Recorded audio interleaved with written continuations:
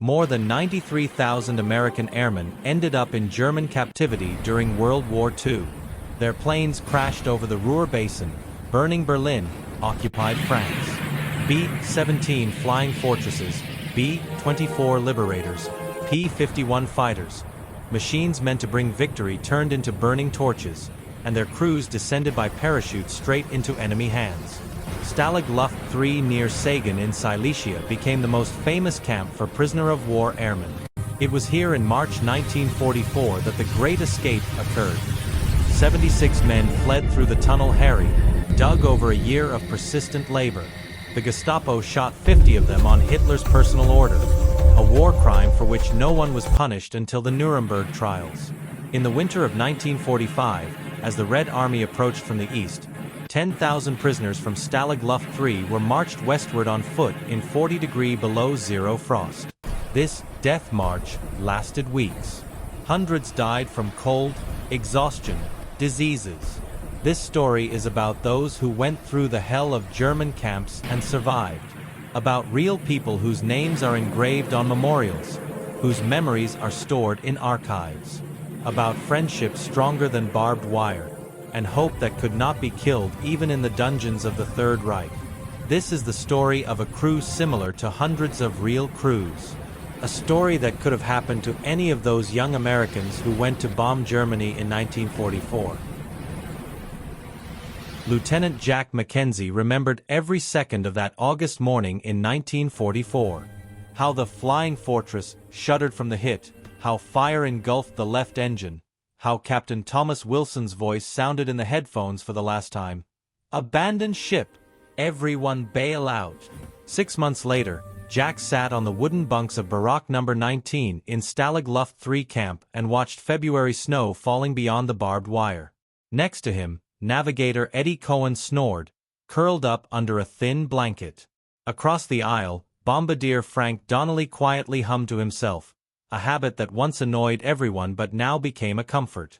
Of the 10 crew members, 7 survived. 5 ended up here, in Stalag Luft 3. 2 were in other camps. Jack knew this from snippets of conversations with newcomers. Captain Wilson died without leaving the plane. Tail gunner Jimmy Parker landed in the forest and, according to rumors, tried to make his way to France, but his trail was lost. "Can't sleep again?" Eddie asked hoarsely, opening one eye. "Can't," Jack admitted. "Keep thinking about Tom." Eddie was silent, then sat up, wrapping himself in the blanket. "You know what he told me before the last mission? That if something happens, we have to stick together. That the crew is family."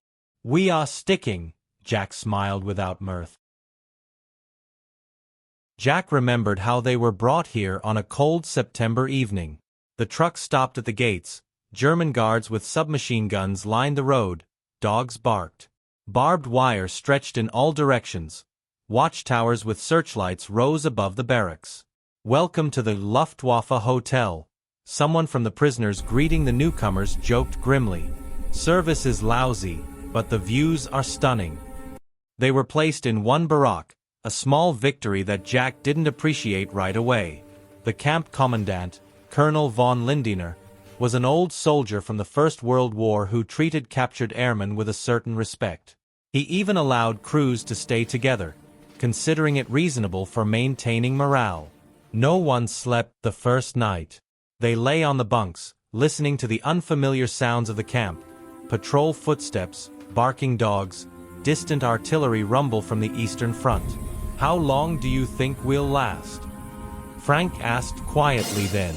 "Until the war ends," radio operator Charlie Thompson replied. "We have no choice." But already that first night, Jack understood. There was a choice. You could surrender, let this place break you.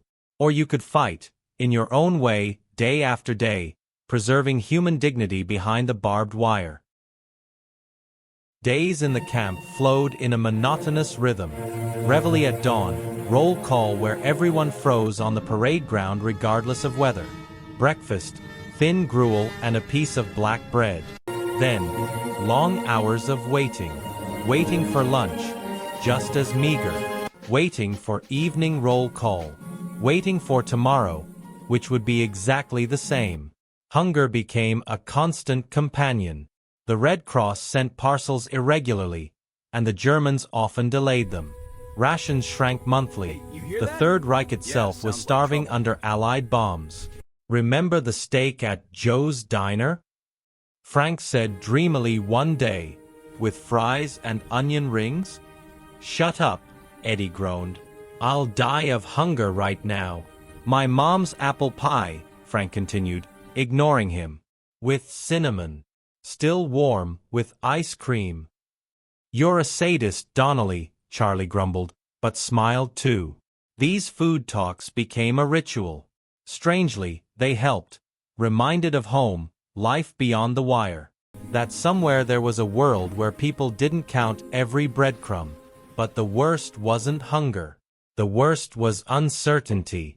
They heard distant artillery, Russians advancing east, Allies breaking through west. But what did it mean for them? Liberation? Or would Germans evacuate the camp, march them through winter Germany? Or, in final desperation, just shoot them? Yeah, sounds like trouble. Salvation became friendship. Not the casual bond from flying over Europe, but something deeper, brotherhood of survivors. Eddie Cohen, Brooklyn Jew with sharp tongue and sharper mind, became the soul of their group. He organized makeshift concerts where prisoners sang and read poetry. He traded cigarettes for paper and pencils to write letters home, even if never sent. "My mother always said, if you give up, you've already lost," he explained. "Here we can't fight with weapons. But we can fight by remaining human." Frank Donnelly, conversely, withdrew after first weeks. Youngest at barely 20, dreamed of teaching pre-war. Now sat staring at one point for hours, only quiet singing showing he was still here. Jack took care of him, shared his ration though hungry himself, talked at night when Frank woke from nightmares. "I'm afraid, Jack," Frank confessed once. "Afraid I won't get out. That I'll forget what freedom feels like." "You won't forget," Jack said firmly. "We'll all get out. I promise." It was a lie, he couldn't promise. But sometimes a lie was kinder than truth. March. Camp exploded with news. 76 men mass escaped through tunnel. Joy short-lived. 2 weeks later only 3 returned. Others caught. Then terrible news. 50 recaptured shot. Not tribunal, not special camp. Simply executed on roadsides and in forests on Hitler's order. Camp froze in mourning silence. Even guards somber. Many old soldiers ashamed. "They want to intimidate us," Eddie said at secret Barak meeting. "Stop believing in escape, liberation." "What will we do?" someone asked. "Survive," Charlie replied. "Just survive. That's our only task now." But something broke after shootings. Hope dimmed. More illness. Apathy. Unreported suicides rose. Jack saw effect on friends. Frank barely spoke. Charlie coughing blood.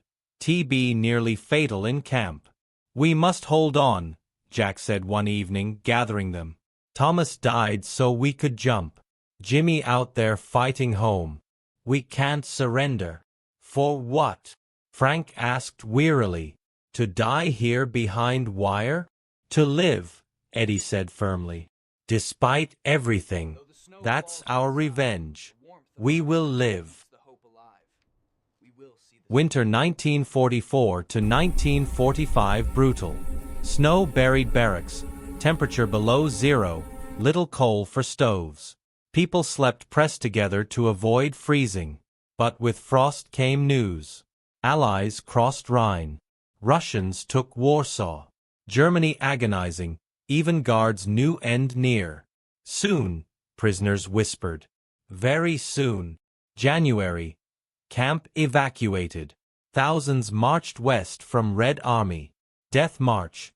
Many fell on roadsides, never rose. Crew stayed together.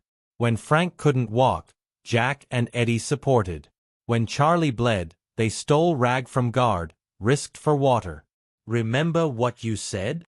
Charlie wheezed, leaning on Jack. "We'll all get out.